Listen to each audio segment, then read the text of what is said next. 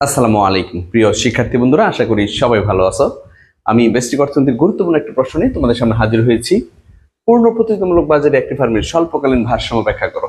পূর্ণ প্রতিযোগিতামূলক বাজারে একটি ফার্মের স্বল্পকালীন ভারসাম্য ব্যাখ্যা করো। ভেরি ভেরি ইম্পর্টেন্ট একটা ক্লাস। আমরা মনোযোগ সহকারে প্রথম থেকে শেষ পর্যন্ত ক্লাসটি দেখবো ইনশাল্লাহ। তো শুরুতে তোমরা যে কাজটা করো সেটা হচ্ছে পূর্ণ প্রতিযোগিতামূলক বাজারের সংজ্ঞাটা দিয়ে নিবা। পূর্ণ প্রতিযোগিতামূলক বাজারের সংজ্ঞা দিয়ে নিবা। যে বাজারে অসংখ্য ক্রেতা এবং অসংখ্য বিক্রেতা থাকে এবং তাদের মধ্যে দর কষাকষির মাধ্যমে দ্রব্যের দাম নির্ধারিত হয় এবং দ্রব্য ক্রয় বিক্রয় হয়, তাকে পূর্ণ প্রতিযোগিতামূলক বাজার বলে। যে বাজারে অসংখ্য ক্রেতা এবং বিক্রেতা থাকে এবং তাদের মধ্যে দর কষাকষির মাধ্যমে দ্রব্য ক্রয় বিক্রয় হয়, তাকে পূর্ণ প্রতিযোগিতামূলক বাজার বলে। তো পূর্ণ প্রতিযোগিতামূলক বাজার, হ্যাঁ, প্রথমে কি করব? সংজ্ঞা দিব। ব্যাস, প্রথমে আমরা সংজ্ঞা দিয়ে নিব, এরপরে আমরা স্বল্পকালে সংজ্ঞা দিব। কোন কালের? স্বল্পকালে। স্বল্পকাল স্বল্পকাল বলতে আমরা এমন একটা সময়কালকে বুঝি যে সময়ে উৎপাদন ক্ষেত্রে স্থির ব্যয় এবং পরিবর্তনশীল ব্যয় উভয় ব্যয় থাকে। স্বল্পকাল বলতে আমরা এমন একটা সময়কালকে বুঝি, অর্থনীতিতে স্বল্পকাল বলতে আমরা এমন একটা সময়কালকে বুঝি যে সময় উৎপাদন ক্ষেত্রে স্থির ব্যয় এবং পরিবর্তনশীল ব্যয় উভয় ব্যয় থাকে, তাকে বলা হয় স্বল্পকাল। তো কি করলা? প্রথমে পূর্ণ প্রতিযোগিতামূলক বাজারের সংজ্ঞা দিলা, এরপরে স্বল্পকালের সংজ্ঞা দিলা, এরপরে লাগবে ভারসাম্যের শর্ত। ভারসাম্যের শর্ত। পূর্ণ প্রতিযোগিতামূলক বাজারে স্বল্পকালে একটি ফার্মের ভারসাম্য অর্জন শর্ত দুইটি। পূর্ণ প্রতিযোগিতামূলক বাজারে স্বল্পকালে একটি ফার্মের ভারসাম্য অর্জনের শর্ত দুইটি। এক নম্বর, প্রয়োজনীয় শর্ত। প্রয়োজনীয় শর্ত প্রয়োজনীয় শর্ত হচ্ছে প্রান্তিক আয় ইকুয়াল টু প্রান্তিক ব্যয়। প্রান্তিক আয় আর প্রান্তিক ব্যয় সমান হবে। প্রান্তিক আয় এমআর সমান প্রান্তিক ব্যয়। প্রান্তিক ব্যয় এমসি। আমি যদি ছোট করে বলি তাহলে এমআর সমান এমসি। পূর্ণ প্রতিযোগিতামূলক বাজারে স্বল্পকালে একটি ফার্মের ভারসাম্য অর্জন শর্ত দুইটি। এক নম্বর প্রয়োজনীয় শর্ত, আর প্রয়োজনীয় শর্তটা হচ্ছে এমআর সমান এমসি। খেয়াল রাখবা, এমআর সমান এমসি। আর দুই নম্বর হচ্ছে পর্যাপ্ত শর্ত।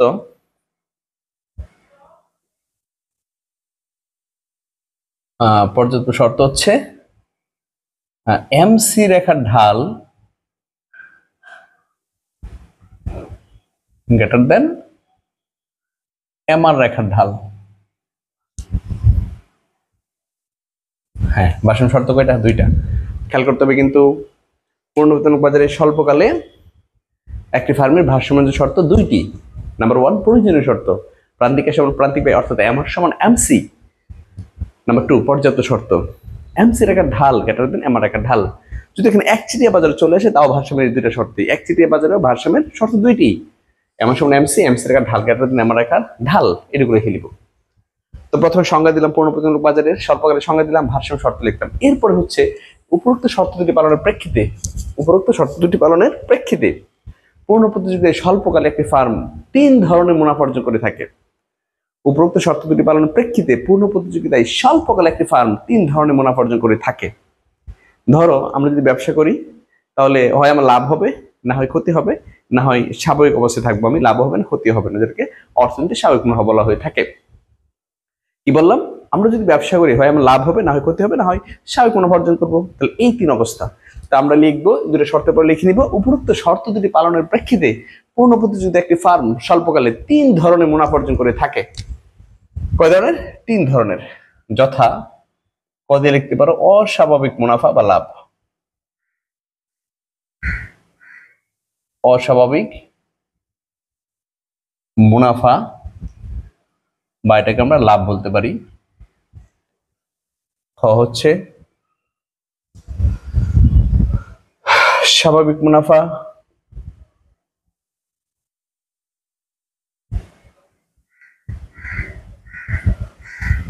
স্বাভাবিক মুনাফা।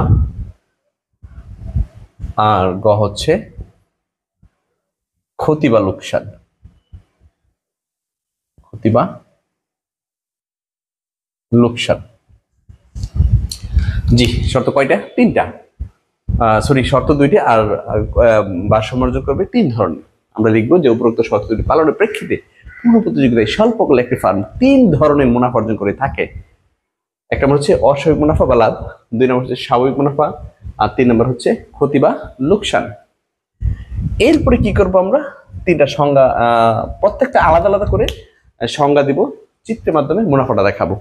তো আমরা লিখবো নিম্নে চিত্রের সাহায্যে বিষয়গুলো ব্যাখ্যা করা হলো। কয়টা বিষয় ব্যাখ্যা করবো? তিনটা বিষয় ব্যাখ্যা করবো। আর আমি তোমাদের সুবিধার্থে তিনটা চিত্র একবার অঙ্কন করে ব্যাখ্যা দিচ্ছি। তিনটা চিত্র একবার অঙ্কন করে তারপর ব্যাখ্যা দিচ্ছি তোমাদের সুবিধার্থে, বোঝানোর সুবিধার্থে। আমরা লিখবো যে নিম্নে মুনাফা সমূহ ব্যাখ্যা করা হলো, চিত্রের সাহায্যে মুনাফা সমূহ ব্যাখ্যা করা হলো। যেমন ধরো ক, অস্বাভাবিক মুনাফা। অস্বাভাবিক মুনাফা বা আমরা লাভ বলতে পারি। অস্বাভাবিক মুনাফা বা লাভ। শুরুতেই আমরা অস্বাভাবিক মুনাফা বা লাভের সংজ্ঞা দিয়ে নিব। অস্বাভাবিক মুনাফা বা লাভের সংজ্ঞা দিয়ে নিব। হ্যাঁ, অস্বাভাবিক মুনাফা কাকে বলে? মোট আয় যখন মুরগি থেকে বেশি হয়, কোন ফার্মের ক্ষেত্রে মোট আয় যখন মুরগি থেকে বেশি হয়, কোন ফার্মের মোট আয় যখন মুরগি থেকে বেশি হয় তখন ফার্ম অস্বাভাবিক মুনাফা অর্জন করে। অথবা আমি বলতে পারি যে কোন ফার্মের মোট আয় যখন মুরগি থেকে বেশি হয় তখন তাকে অস্বাভাবিক মুনাফা বা লাভ বলে। কোন ফার্মের মোট আয় যখন মুরগি থেকে বেশি হবে তখনই ফার্ম অস্বাভাবিক মুনাফা অর্জন করে। সংজ্ঞাটা লিখে দিলাম। এরপর নিম্ন চিত্রের সাহায্যে বিষয়টি ব্যাখ্যা করা হলো।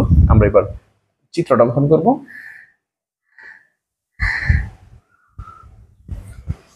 হ্যাঁ, খুব ভালো করে খেয়াল করবা, চিত্র অঙ্কন করব। এখানে P0 X Y AR আর হচ্ছে MR। আমরা জানি পূর্ণ প্রতিযোগিতায় PAR MR এগুলো সব ভূমি অক্ষের সমান্তরাল হয়, কারণ দাম স্থির থাকে। আর একটা রেখা দিব হচ্ছে MC রেখা। MC রেখা, এখানে আমি M দিলাম। একটু খেয়াল করবা সবাই, আমি পড়তেছি অস্বাভাবিক মুনাফা। অস্বাভাবিক মুনাফা পড়ি, লাভ পড়ি আর ক্ষতি পড়ি, যাই পড়ি না কেন পূর্ণ প্রতিযোগিতামূলক বাজারে এইটুকু তোমাকে আগে আঁকতেই হবে। তুমি লাভ পড়ো, ক্ষতি পড়ো, অস্বাভাবিক মুনাফা পড়ো, যাই পড়ো না কেন এইটুকু চিত্র তোমাকে আগে আঁকতেই হবে। এইটুকু আঁকতেই হবে। লাভের ক্ষেত্রে এটুকু আঁকলাম, ক্ষতির ক্ষেত্রে এটুকু আঁকবো, স্বাভাবিকের ক্ষেত্রে এটুকু আঁকবো। নতুন করে পরে আমরা একটা রেখা সংযোজন করবো, সেটা হচ্ছে এসি। কি রেখা অঙ্কন করবো? এসি। যেমন আমি একটু দেখাচ্ছি তোমাদের। অস্বাভাবিক মুনাফা গেল, আমি এখানে অস্বাভাবিক মুনাফা ব্যাখ্যা দিব। ধরো আমি এরপরে এখানে স্বাভাবিক মুনাফা ব্যাখ্যা দিব খ দিয়ে।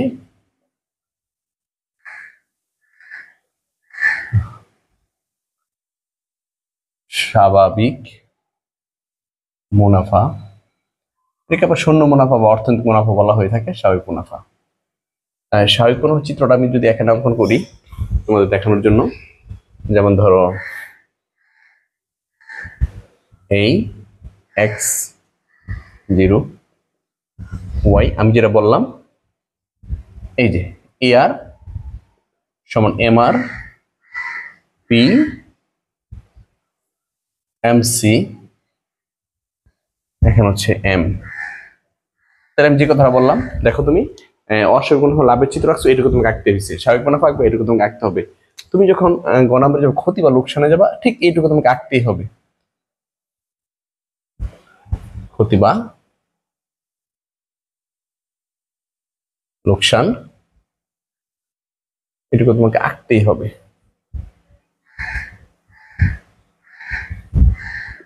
X0 Y, এই যে AR MR MC, এটা হচ্ছে M। তাহলে আমি একটা জিনিস বোঝানোর জন্য তিনটা চিত্র এখানে আঁকা নিলাম। সেটা হচ্ছে তুমি লাভ পড়ো, ক্ষতি পড়ো, স্বাভাবিক মুনাফা, যাই পড়ো না কেন এইটুকু তোমাকে আঁকতেই হবে। আবার আমি চলে আসছি অস্বাভাবিক মুনাফার দিকে। প্রথমে কি করবো? অস্বাভাবিক মুনাফার সংজ্ঞা দিয়ে নিব। কোন ফার্মের মোট আয় যখন মোট থেকে বেশি হয় তখন ফার্ম অস্বাভাবিক মুনাফা অর্জন করে। তারপরে আমরা চিত্রের সাহায্যে ব্যাখ্যা করব। এই চিত্র রাখতেছি, খেয়াল করো সবাই, এটুকু অঙ্কন করে নিব। এরপরে লাভ লস নির্ভর করে মূলত হচ্ছে এআর আর এসির উপরে, একটা দ্রব্যের আয় একটা দ্রব্যের ব্যয়ের উপরে খেয়াল করতে হবে সবার। এভারেজ রেভিনিউ হচ্ছে গড় আয়, এভারেজ কস্ট হচ্ছে গড় ব্যয়। তো লাভের ক্ষেত্রে গড় আয়টা বেশি হবে, এআরটা এসি থেকে বেশি হবে। আর স্বাভাবিকের ক্ষেত্রে গড় আয় গড় ব্যয় সমান হবে, আর ক্ষতির ক্ষেত্রে আয় থেকে ব্যয়টা বেশি হবে, তাই না? গড় আয় গড় ব্যয় থেকে বেশি হবে লাভের ক্ষেত্রে, আর গড় আয় গড় ব্যয় সমান হবে স্বাভাবিক মুনাফার ক্ষেত্রে, আর গড় আয় থেকে গড় ব্যয় বেশি হবে ক্ষতির ক্ষেত্রে। খেয়াল রাখতে হবে তোমাদের। তাহলে আমি যেহেতু অস্বাভাবিক মুনাফা লাভ করতেছি, তাহলে এআরটা বেশি হবে কোনটা থেকে? এসি থেকে। যদি আমি এআর এসি এরকম ভাবে দেই, যেমন ধরো 5, এখানে দিলাম 7, স্পষ্টতে বোঝা যাচ্ছে এখানে এআর বেশি, এসি থেকে এআরটা বেশি, তার মানে লাভ হচ্ছে এখানে কত টাকা? 2 টাকা। কিন্তু আমরা যখন চিত্র অঙ্কন করবো, চিত্রে কিন্তু এরকম স্পষ্ট বোঝার সুযোগ নাই, সংখ্যা তো নাই, এখানে চিত্র দেখে বুঝতে হয়। আর আমরা জানি গণিতের ক্ষেত্রে যে একাধিক রেখা বা একাধিক বিন্দুর মধ্যে যে বিন্দু বা যে রেখা উপরে অবস্থান করে তার মান বেশি, একাধিক রেখা বা একাধিক বিন্দুর মধ্যে যে বিন্দু বা রেখাটা উপরে অবস্থান করে তার মান বেশি। খেয়াল করতে হবে সবার। এখানে এআর দেখো দেওয়া আছে, ওই যে এআরটা দেওয়া আছে, এই এআর দেওয়া আছে, আমি এখানে ধরো দিলাম। আচ্ছা, এই যে এআর রেখা দেওয়া আছে, এটা হচ্ছে এআর রেখা, এমআর রেখা অথবা দাম রেখা, পি রেখা। এআর রেখা, এমআর রেখা অথবা দাম রেখা, পি রেখা, যেটা একই কথা। তাহলে এআর দেওয়া আছে, এই রেখা এটা হচ্ছে উৎপাদন রেখা, ইএমটাকে বলে আমরা উৎপাদন রেখা। ভালো করে খেয়াল করবা, ইএমটা হচ্ছে উৎপাদন। এটা খুবই গুরুত্বপূর্ণ একটা রেখা, এটা মনে যোগ দিতে হবে ভালো করে, কারণ এই রেখার উপর ভিত্তি করে আমরা অনেক কিছু সিদ্ধান্ত নিব। তো এই উৎপাদন রেখা, আচ্ছা খেয়াল করো সবাই। তো এই উৎপাদন রেখা বরাবর যে রেখা যে বিন্দুতে ছেদ করবে, স্পর্শ করবে, ওই বিন্দু থেকে ভূমি অক্ষ পর্যন্ত হচ্ছে তার মান। যেমন এআর রেখা এখানে উৎপাদন রেখাকে স্পর্শ করছে, ছেদ করছে কোনতে? ই বিন্দুতে। এআর রেখা এই উৎপাদন রেখাকে স্পর্শ করছে ই বিন্দুতে, তাহলে এর কতটুকু? ইএম। এমসি রেখা এআর ইএম রেখাকে স্পর্শ করছে কোনতে? ই বিন্দুতে, তাহলে এমসি কতটুকু? ইএম। অর্থাৎ এই যে ইএম রেখায় যে রেখা যে বিন্দুতে ছেদ করবে অথবা স্পর্শ করবে, ওই বিন্দু থেকে ভূমি অক্ষ পর্যন্ত তার মান। কথা আমি আবার বলি, ইএম রেখায় এখানে যে রেখাগুলো আছে, এই রেখাগুলো যে বিন্দুতে ছেদ করবে অথবা স্পর্শ করবে, ওই বিন্দু হতে ভূমি অক্ষ পর্যন্ত তার মান। তাহলে এআর রেখা এখানে ইএম রেখাকে স্পর্শ করছে কোন বিন্দুতে? ই বিন্দুতে, তাহলে এআর কতটুকু? ইএম। এমআর রেখা স্পর্শ করছে কোন বিন্দুতে? ই বিন্দুতে, তাহলে এমআর কতটুকু? ইএম। এমসি রেখা স্পর্শ করছে কোন বিন্দুতে? ই বিন্দুতে, তাহলে এমসি কতটুকু? ইএম। তাহলে আমরা বুঝতেছি যে এআরটা হচ্ছে ইএম। এআর কতটুকু দেওয়া আছে? এআর দেওয়া আছে ইএম। আচ্ছা, আমি যেহেতু লাভ করতেছি, তাহলে লাভের ক্ষেত্রে এআরটা বেশি হয় কোনটা থেকে? এসি থেকে। আমি এসি এখন অঙ্কন করি নাই, এখন আমরা এসি অঙ্কন করব। লাভের ক্ষেত্রে এআরটা বেশি কোনটা থেকে? এসি থেকে। তো এআর যেহেতু বেশি হবে এসি থেকে, আমরা এআরটা অলরেডি পেয়ে গেলাম ইএম। এসি অবশ্যই ইএম থেকে কম দিব, যেহেতু লাভ করতেছি। এখন কোনটা বড়? এআর বড়, তাহলে এআর কত রয়েছে? ইএম। আর এসিটা ছোট, তাহলে অবশ্যই এসি ইএম থেকে ছোট হতে হবে, ইএমটা কম, এসিটা কম হতে হবে। ছোট হবে কি? এই উৎপাদন রেখা বরাবর এসিটা আমি ই বিন্দুর নিচে দিব, উৎপাদন রেখা বরাবর এসি কি ই বিন্দুর নিচে দিব, নিচে দিলে কিন্তু কম দেখাবে। এখন এআর কতটুকু? ইএম। তাহলে এসি আমি ই বিন্দুর নিচে দিব, ই বিন্দুর নিচে দিব, এই আমি নিচে দিচ্ছি।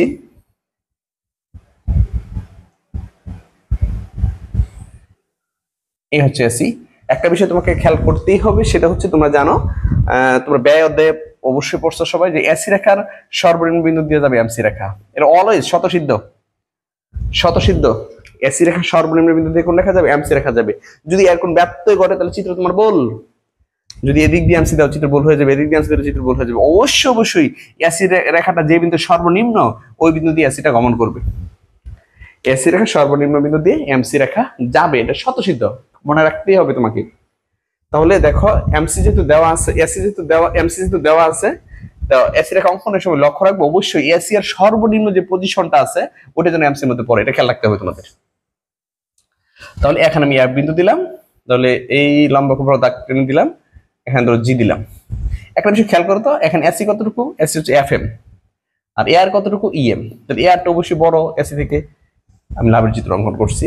আমি যদি একবারে তিনটাই দেখাই দিই, যেমন স্বাভাবিক মুনাফা যদি দেখাই, তো স্বাভাবিক মুনাফার ক্ষেত্রে এসি আর এআর পরস্পর সমান হয়, এসি আর এআর পরস্পর সমান হয়। তাহলে এআর আছে কতটুকু? ধরো এখানে একটা বিন্দু দিলাম ই, এআর আছে কতটুকু? ইএম। তাহলে এসিও আমাকে ইএম দিতে হবে। তাহলে এই যে উৎপাদন রেখা যেটা আছে, এখানে এসি স্পর্শ করবে ই বিন্দুতে, এই যে স্পর্শ করছে, এই হচ্ছে এসি।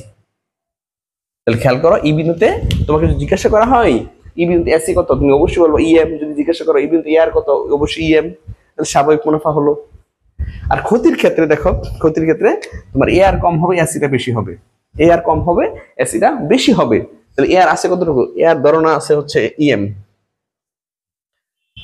এআর কতটুকু? এআর হচ্ছে ইএম। এআর ইএম কি বেশি হবে? ব্যয় বেশি হবে, এসিটা বেশি হবে। এসি যদি বেশি হয় তাহলে অবশ্যই এসি ই বিন্দুর উপর রাখতে হবে, ই বিন্দুর উপর রাখতে হবে। আমরা লাভের ক্ষেত্রে এআরটা বেশি ছিল, তাই এসি আমি ই বিন্দুর নিচে আঁকছি। স্বাভাবিকের ক্ষেত্রে এআর এবং এসি সমান ছিল, তাই ই বিন্দুতে আমরা এসি আঁকছি। ক্ষতির ক্ষেত্রে এআর থেকে এসি বেশি, তাহলে অবশ্যই ই বিন্দুর উপর আমাকে এসি আঁকতে হবে। একটু দাগ টেনে নেব লম্বা করে, এই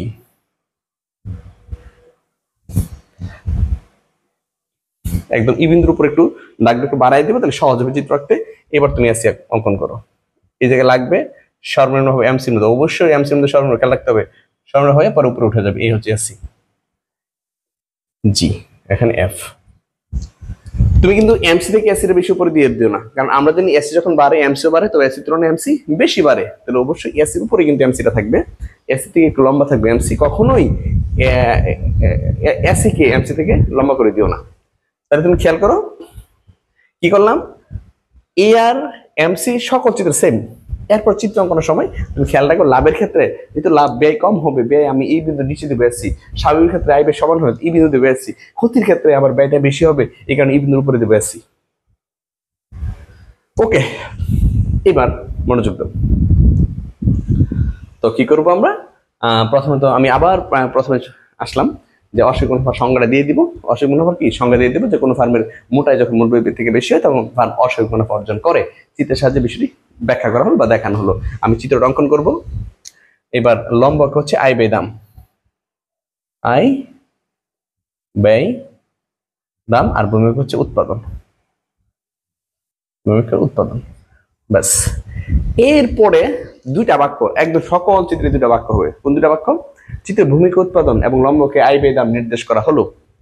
চিত্রের ভূমিকা উৎপাদন এবং লম্বকে আয় ব্যয় দাম নির্দেশ করা হলো। ই বিন্দুতে ভারসাম্য শর্ত দুটি পালিত হয়, ই হলো ভারসাম্য বিন্দু। এখন ভারসাম্য শর্ত পালিত হয়েছে কিভাবে? ভারসাম্য দুইটা কন্ডিশন ছিল। এক নম্বর শর্ত ছিল এমআর সমান এমসি হতে হবে, এমআর সমান এমসি হতে হবে। আর দুই নম্বর কন্ডিশন ছিল যে এমসি এর একটা ঢাল গ্রেটার দেন এমআর একটা ঢাল হতে হবে, তাই না? এমআর সমান এমসি আর এমসি এর একটা ঢাল গ্রেটার দেন এমআর একটা ঢাল, দুইটা কন্ডিশন ছিল। এমআর সমান এমসি, প্রথম শর্ত এমআর আর এমসি সমান হতে হবে। তাহলে আমি যদি চিত্রটি তাকাই, এই হচ্ছে এমআর, এই হচ্ছে এমসি, পরস্পর সেট করছে যে বিন্দুতে এই বিন্দুতে সমান হয়। সংখ্যার ক্ষেত্রে তো আমি বুঝি 10 সমান 10 সমান হয়ে গেছে, এ সমান এ সমান হয়ে গেছে। তো রেখার ক্ষেত্রে কিভাবে বুঝি? রেখার ক্ষেত্রে হচ্ছে দুইটা রেখা পরস্পর যে বিন্দু সেট করে অথবা স্পর্শ করে ওই বিন্দু সমান হয়। আমরা জানি দুটি রেখা পরস্পর যে বিন্দুতে সেট করে অথবা স্পর্শ করে ওই বিন্দুতে সমান হয়। তাহলে তুমি খেয়াল করো ভারসাম্য কন্ডিশন যেহেতু এম আর এমসি সমান হতে হবে, ওই যে এম আর এই হচ্ছে এমসি পরস্পর এই বিন্দুতে সেট করছে, তাহলে এই বিন্দুতে এম আর এমসি সমান হয়ে গেছে। তাহলে প্রথম শর্ত পালিত হচ্ছে এই বিন্দুতে। দ্বিতীয় শর্ত হচ্ছে এমসি রেখা ঢাল গ্রেটার দেন এম আর রেখা ঢাল। আমরা জানি যে রেখা যত বেশি খাড়া তার ঢাল তত বেশি, যে রেখা যত বেশি খাড়া তার ঢাল তত বেশি। যেমন আমি এ রেখা দিলাম, বি রেখা দিলাম, এখান থেকে খাড়া কোনটা? এ, তাহলে অবশ্যই তুমি বলবো বি থেকে এর ঢাল বেশি। যে রেখা যত বেশি খাড়া তার ঢাল তত বেশি। রেখা যদি ঊর্ধ্বগামী হয় ঢাল হয় ধনাত্মক, এখানে এর ঢাল ধনাত্মক, সি এর ঢাল ঋণাত্মক, কারণ সি নিম্নগামী। কি বললাম? যে রেখা যত বেশি খাড়া তার ঢাল তত বেশি, যে রেখা যত বেশি খাড়া তার ডাল তত বেশি। রেখা যদি ঊর্ধ্বগামী হয় ডাল হয় ধনাত্মক, রেখা যদি নিম্নগামী হয় ডাল হয় ঋণাত্মক। যে রেখা সবচেয়ে বেশি খাড়া তার ঢাল সবচেয়ে বেশি। যেমন আমি চেষ্টা করছি এটা একদম লম্বকে সমান্তরাল দেওয়ার জন্য। যে রেখা সবচেয়ে বেশি খাড়া, সবচেয়ে বেশি খাড়া বলতে আমরা কি বুঝি? একদম লম্বকে সমান্তরাল।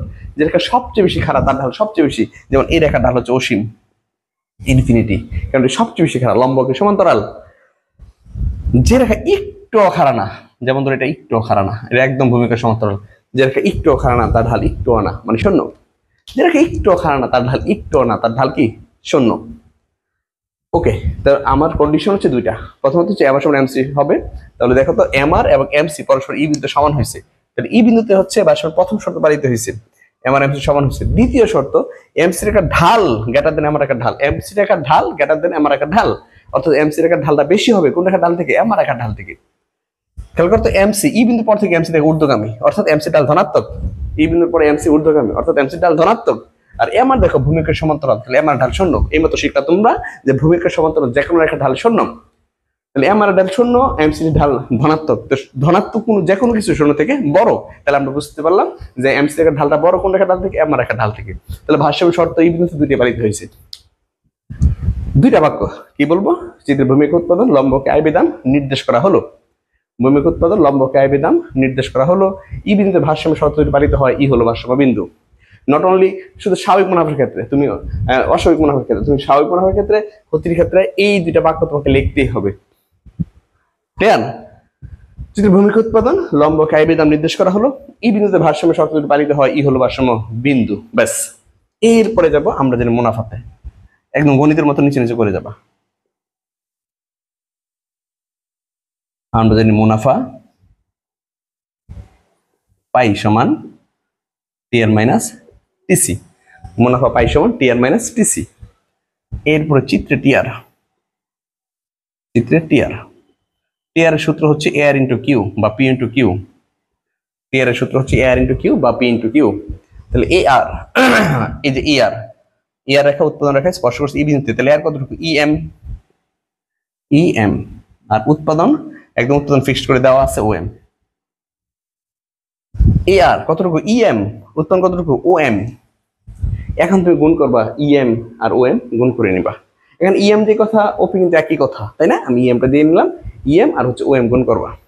জ্যামিতিক ক্ষেত্রে গুণ কিন্তু তুমি এটা দেখা করতে পারবে না। এটা দেখলে যদি গুণ করো তাহলে এমন মনে হবে যে ই এম স্কয়ার ও, ই এখানে দুইটা এম আছে, ই এম স্কয়ার ও, কিন্তু না।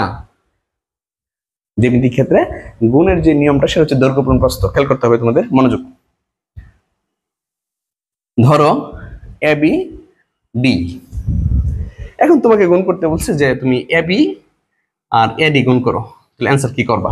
তো গুণের ক্ষেত্রে তোমাকে যে কাজটা করতে হবে সেটা হচ্ছে লম্বকে শেষ প্রান্ত থেকে ইকোনমিক্সের যে সকল গুণ, ইকোনমিক্স একদম সকল গুণ, একদম ইন্টারমিডিয়েট মাস্টার্স পর্যন্ত সকল গুণ এই নিয়মে তোমরা করবা।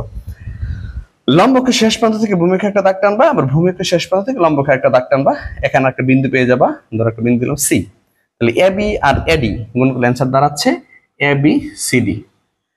আর মজার বিষয় হচ্ছে এই যে দাগ টানাটা আমাদের টানতে হয় না, এই দাগ টানা থাকে, এই দাগ টানা থাকে। যেমন তোমাদের আমি আরেকটা যদি দেখাই, যেমন ধরো এখানে দিলাম ই এম ও,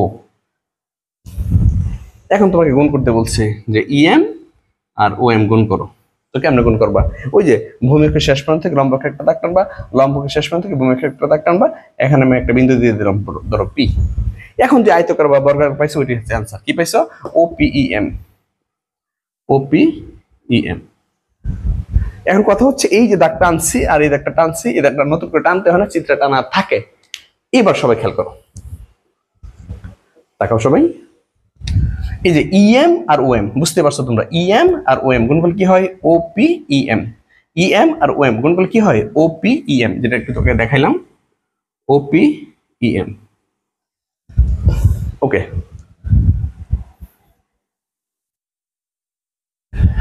এবং টিসি, টিসির সূত্র হচ্ছে AC into Q. AC into Q, AC হচ্ছে গড় ব্যয়। এই যে উৎপাদন রেখাটা এক্স সেট করছে কোন বিন্দুতে এফ বিন্দুতে, তাহলে এসি কতটুকু? F M. এই ইএম রেখাকে যে রেখা যে বিন্দুতে সেট করে অথবা স্পর্শ করে ওই বিন্দু থেকে ভূমিকক্ষ পর্যন্ত তার মান, তাহলে এসি এই এফ বিন্দুতে সেট করছে, তাহলে এসি কতটুকু? F M, F M. আর উৎপাদন ফিক্সড করে দেওয়া আছে ও এম। তাহলে অ্যান্সার কি খেয়াল করো তোমরা? এসি, এসি হচ্ছে এফ এম, উৎপাদন ও এম। তাহলে এফ এম আর ও এম গুণ করলে কি হয়? এফ এম আর ও এম গুণ করলে কি হয়? অবশ্যই আমি জানি তোমরা বলে ফেলছো যে স্যার এফ এম আর ও এম গুণ করলে অ্যান্সার হয় ও জি এফ এম। ও জি এফ এম। এই হচ্ছে আমার টিআর আর হচ্ছে টিসি, টিআর আর হচ্ছে টিসি। অতএব পাই সমান, এবার মান বসে দাও, পাই সমান টিআর মাইনাস টিসি। টিআর হচ্ছে O P E M, TC হচ্ছে ও জি এফ এম। তাহলে তুমি যদি ও পি ই এম থেকে ও জি এফ এম বাদ দাও, ও পি ই এম আমার বড়, ও পি ই এম এটা হচ্ছে বড় box, O P E M এটা আমার আই, আমার আই কতটুকু? ও পি ই এম আর ব্যয় হচ্ছে OGFM। আমি আবার বলতেছি আয় কতটুকু, OPEM, বড় বক্সটা আমার আয়, OGFM আমার ব্যয়। তাহলে আয়টা বেশি ব্যয় থেকে, ব্যয় যদি OGFM হয় ছোট বক্সটা হয়, আয় যদি OPEM হয় বড় বক্সটা হয়, তাহলে ব্যয় থেকে আয় কতটুকু বেশি, ব্যয় থেকে আয় এইটুকু বেশি, এইটুকু কিন্তু ব্যয় থেকে আয় বেশি। তোমরা কিন্তু পরীক্ষা লাল কালি লাগাও না, হ্যাঁ। আচ্ছা, ব্যয় থেকে আয় কতটুকু বেশি, GPEF, GPEF, GPEF।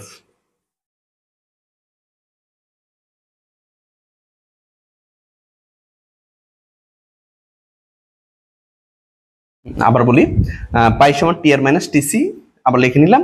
টিআর হচ্ছে OPEM, লিখলাম OPEM, আর টিসি হচ্ছে OGFM। OGFM আমার আয় হচ্ছে OPEM বড় বক্স, ব্যয় হচ্ছে OGFM ছোট বক্স। তাহলে এই বড় বক্স থেকে যদি আমি ছোট বক্স বাদ দিয়ে দেই, তাকে আমার GPEF, GPEF। আচ্ছা, মুনাফার মান প্লাসের চলে আসছে। যদি মুনাফার মান প্লাসের চলে আসে তাহলে ফার্ম অস্বাভাবিক মুনাফা অর্জন করে। আমরা এখানে লিখে নেব, যেহেতু মুনাফার পরিমাণ ধনাত্মক সেহেতু ফার্মের অস্বাভাবিক মুনাফার পরিমাণ GPEF। কি বললাম, যেহেতু লাস্ট বাক্য, যেহেতু মুনাফার পরিমাণ ধনাত্মক সেহেতু ফার্মের অস্বাভাবিক মুনাফার পরিমাণ GPEF। এইভাবে আমরা অস্বাভাবিক মুনাফার ব্যাখ্যা দেব।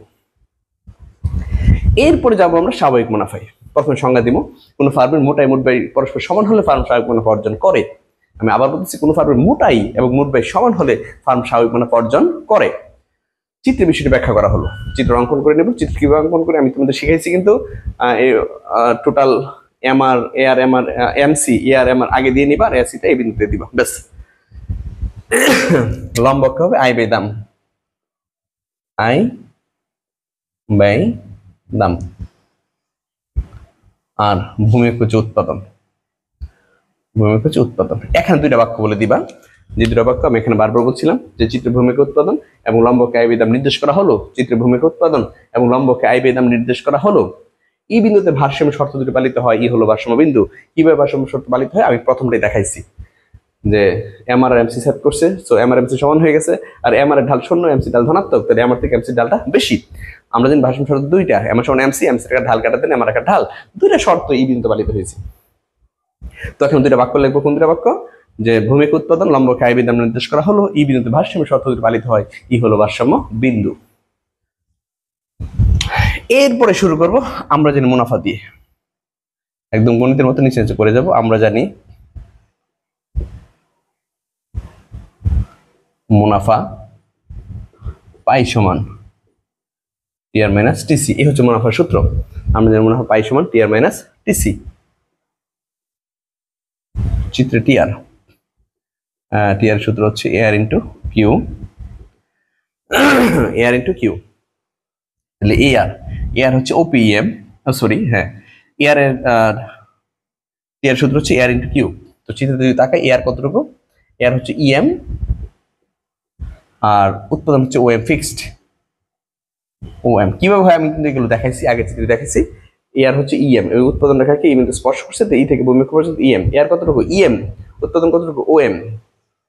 তাহলে তুমি খেয়াল করো, EM আর OM গুণ যেভাবে শিখেছি, দৈর্ঘ্য প্রস্থ, EM আর OM যদি গুণ করি, OPEM, OPEM, এটা আমার টিআর। এবং যদি টিসিতে যাই, S into Q, AC, AC কতটুকু, এসি হচ্ছে EM আর উৎপাদন OM। তাহলে EM আর OM যদি গুণ করি, EM আর OM যদি গুণ করি, OPEM, OPEM, EM আর OM গুণ করলে OPEM হয়। অতএব পাই সমান টিআর মাইনাস টিসি। তো টিআর হচ্ছে OPEM, টিসিও আমার OPEM। তাহলে OPEM থেকে OPEM বাদ দিলে 0 হয়। কি হয়, 0 হয়। তাহলে মুনাফার পরিমাণ কি পাইছি, শূন্য। তো মুনাফার পরিমাণ শূন্য সেহেতু ফার্ম স্বাভাবিক মুনাফা অর্জন করে। এখন আমরা লিখে নিব, যেহেতু মুনাফার পরিমাণ শূন্য সেহেতু ফার্ম স্বাভাবিক মুনাফা অর্জন করে। যেহেতু মুনাফার পরিমাণ শূন্য সেহেতু ফার্ম স্বাভাবিক মুনাফা অর্জন করে। আশা করি সবাই বুঝতে পেরেছ। এরপর একদম ক্ষতি বা লোকসানে চলে আসবো। ক্ষতি বা লোকসান খুবই গুরুত্বপূর্ণ, কারণ হচ্ছে তোমরা এই অধ্যায়ে সংশ্লিষ্ট আরো কিছু প্রশ্ন আছে, যেমন শাটডাউন পয়েন্ট, উৎপাদন বন্ধের বিন্দু, তারপর হচ্ছে একটি ফার্ম স্বল্পকালে ক্ষতি স্বীকার করে উৎপাদন চালিয়ে যায়। এই প্রশ্নগুলো বুঝতে হলে তোমাকে অবশ্যই ক্ষতিটা বুঝতে হবে, আগে ক্ষতি রাখতে হবে।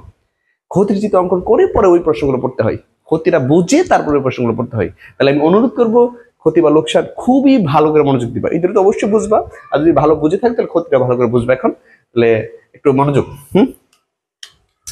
আমরা ক্ষতি বা লোকসানের সংজ্ঞা দিয়ে নেবো আগে, যে কোনো ফার্মের মোট আয় থেকে মোট ব্যয় বেশি হলে ফার্ম ক্ষতির সম্মুখীন হয়। কোন ফার্মের মোট আয় থেকে মোট ব্যয় বেশি হলে, মোট আয় থেকে মোট ব্যয় বেশি হলে ফার্ম ক্ষতির সম্মুখীন হয়। নিম্ন চিত্রের সাহায্যে বিষয়টি দেখানো হলো। তো চিত্র অঙ্কন করবো, অবশ্যই এআর থেকে অ্যাসির উপর অঙ্কন করবো। তো লক্ষ্য রাখতে হবে অ্যাসি এর সর্বনিম্ন যে পজিশনটা আছে এটা অবশ্যই এমসির মধ্যে হতে হবে। অ্যাসি এর সর্বনিম্ন যে পজিশনটা এটা অবশ্যই এমসির মধ্যে হতে হবে, ভুল করো না কিন্তু। যেমন অ্যাসি এটা এর সর্বনিম্ন পজিশন এটা, তুমি এদিক দিয়ে না দিয়ে এদিক দিয়ে এমসি দিলা, তাহলে কিন্তু চিত্র ভুল হবে। তাহলে অবশ্যই অ্যাসি অঙ্কন করার সময় লক্ষ্য রাখতে হবে অ্যাসি এর সর্বনিম্ন পজিশনটা যেন অবশ্যই এমসি দিয়ে থাকে। তো ক্ষতির ক্ষেত্রে অ্যাসি এআর থেকে উপরে অঙ্কন করব, আমরা লম্বকে লিখে নিব আই বাই দাম, আর ভূমিকে লিখব উৎপাদন। ওকে, আমরা ব্যাখ্যা দেব। চিত্রাঙ্কন পরে দুইটা বাক্য, সবসময় দুইটা বাক্য লিখতে হবে। চিত্রের ভূমিকা উৎপাদন, লম্বকে আই বাই দাম নির্দেশ করা হলো। ই বিন্দুতে ভারসাম্য শর্ত পালিত হয়, ই হচ্ছে ভারসাম্য বিন্দু। চিত্রের ভূমিকা উৎপাদন, লম্বকে আই বাই দাম নির্দেশ করা হলো। ই বিন্দুতে ভারসাম্য শর্ত পালিত হয়, ই হচ্ছে ভারসাম্য বিন্দু। কিভাবে ভারসাম্য শর্ত পালিত হয় আমি কিন্তু অলরেডি দেখাইছি, যে এমআর আর এমসি সেট করাতে এই বিন্দুতে এমআর এমসি সমান হয়েছে। আর দ্বিতীয় কন্ডিশন যেটা, এমআর এর ঢাল শূন্য এমসি ঢাল ধনাত্মক, তাহলে এমআর এর ঢাল থেকে এমসি ঢাল বেশি হয়েছে। ভারসাম্য কন্ডিশন দুইটা ছিল, এমআর সমান এমসি এবং এমসি এর একটা ঢাল গ্রেটার দেন এমআর এর ঢাল, অর্থাৎ এমসি ঢালটা এমআর ঢাল থেকে বেশি হবে। এই ই বিন্দুতে দুইটা শর্তে পালিত হয়েছে। তো দুইটা বাক্য লিখবো। চিত্রের ভূমিকা উৎপাদন, লম্বকে আই বাই দাম নির্দেশ করা হলো। ই বিন্দুতে ভারসাম্য শর্তটি পালিত হয়, ই হচ্ছে ভারসাম্য বিন্দু। এরপরে যাব আমরা যে মুনাফায়।